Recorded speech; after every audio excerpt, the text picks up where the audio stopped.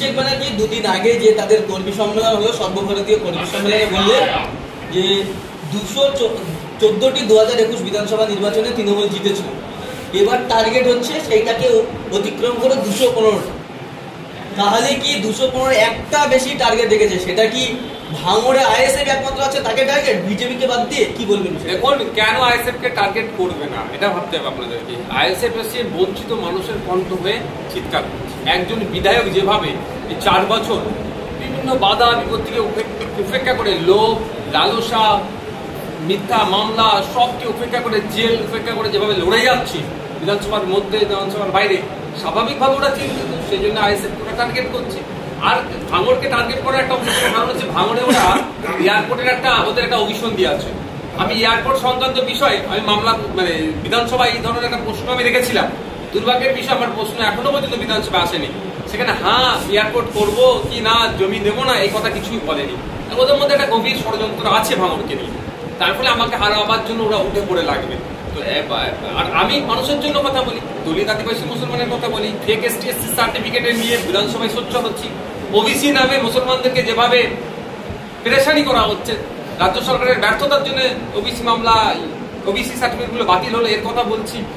রমজান মাস আগামীকাল থেকে রমজান মাস শুরু হবে, রোজা শুরু হবে। তো ফলের দাম এই সময় দ্বিগুণ হয়ে যায়, এই বিষয়ে ওখানে চর্চা করছি, দাম কমাতে হবে। আবাস যোজনা নিয়ে কথা বলছি, যে দুর্নীতি হচ্ছে, সমস্ত বিষয়টা তুলে ধরছি। ফলে ওদের একটা সমস্যা হয়ে যাচ্ছে, কেননা বিজেপি তৃণমূল একটা মিলেমিশে, একটা শাসক বিরোধী, প্রধান বিরোধী আর শাসকদের একটা মিলেমিশে চলছে। তার বাইরে আমি দাঁড়িয়ে যেভাবে মানুষেরও কথা বলছি, ওরা চাপে বলছে, সেই জন্য হয়তো টার্গেট করছে। তবে এই টার্গেট করে কিছু লাভ হবে না। দেখা যাচ্ছে যে তৃণমূলের রাজ্যের নতুন কোর কমিটি তৈরি, সেই কোর কমিটি 36 জনের একটা কোর কমিটি, সেখানে মাত্র 3 জন মুসলিম। সোশ্যাল মিডিয়ায় প্রশ্ন উঠছে যে তৃণমূল সরকার সংখ্যালঘুদের ভোটের উপরেই তাদের সরকার বেঁচে রয়েছে, অথচ নেতৃত্বের ক্ষেত্রে মুসলমানরা মাত্র 3 জন। এটা মুসলিম সমাজ কবে বুঝবে? মুসলিমদেরকে নেতা হিসাবে মানতে চায় না, মুসলমানদেরকে লাঠিয়াল হিসাবে, ভোট ব্যাংক হিসাবে রাখতে চায়। নেতা হয়ে উঠলেই ওদের অসুবিধা হয়ে যাবে। হিসাব যদি 30% মুসলিম ধরে, আমি 2011 সেন্সাসে 27%, কিন্তু মুখ্যমন্ত্রী বিধানসভা একদিন বলেছিল 30 to 33%। আমি 30% যদি ধরি হিসাবে, কিন্তু 33 জনের মধ্যে 9 কম করে 9টা মুসলিম হওয়া দরকার ছিল। কিন্তু দুর্ভাগ্যের বিষয়, সেখানে ধর্মীয় মুসলিম নাম হিসাবে মাত্র 3 জন পাওয়া গেছে। তবে 3 জন আর 30 জন মুসলমান দিয়ে কাজ হবে, এটাও আমি বিশ্বাসী নয়। প্রকৃত যারা কাজ করে তাদেরকে কি দেওয়া হচ্ছে, এটা আমি আর প্রশ্নমান থেকে যাচ্ছে। মুসলিম সমাজে অনেকে বলছেন যে আরএসএসকে খুশি করতেই কি মুসলিমদের, সে একাধিক পদক্ষেপ নিয়েছে মমতা ব্যানার্জি। এনকাউন্টার করে মারলো সাজ্জা কালী, ওই এনকাউন্টারটা পুরো ধামা চাপা দেওয়ার চেষ্টা হলো। আমি তো বলেছি ওটা বিচার বিভাগে তদন্ত হলে ধরা যাবে, ওটাকে প্ল্যান মাফিক মারা হয়েছে আরএসএস কে খুশি করার জন্য। আরএসএস কে খুশি করার জন্য একাধিক প্রকল্প নিচ্ছে মমতা ব্যানার্জি। আপনি এটা ওদের একটা পার্ট হতে পারে। শওকত মোল্লাকে ভাঙড়ের অবজারভার করা হলো 2023 পঞ্চায়েতের সময় থেকে, কিন্তু দেখা গেল কোর কমিটিতে সেই শওকত মোল্লার ঠাঁই নেই। শওকত মোল্লা সাহেব হিসেবে চান্স পাবে কেন?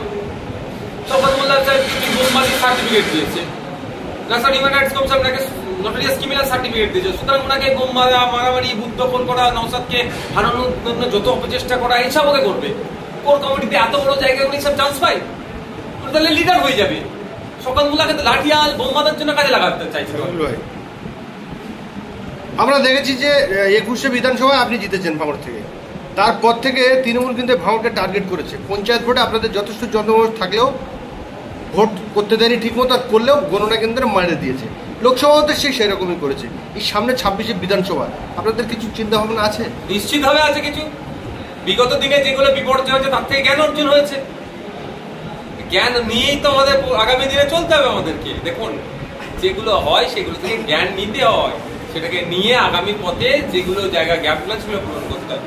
বলে যে খেতে না করতে পারলে খামারে করিয়ে দেবো, এবার ক্ষেত খামার দুটি আমাদেরকে পাহাড়ে দিতে হবে।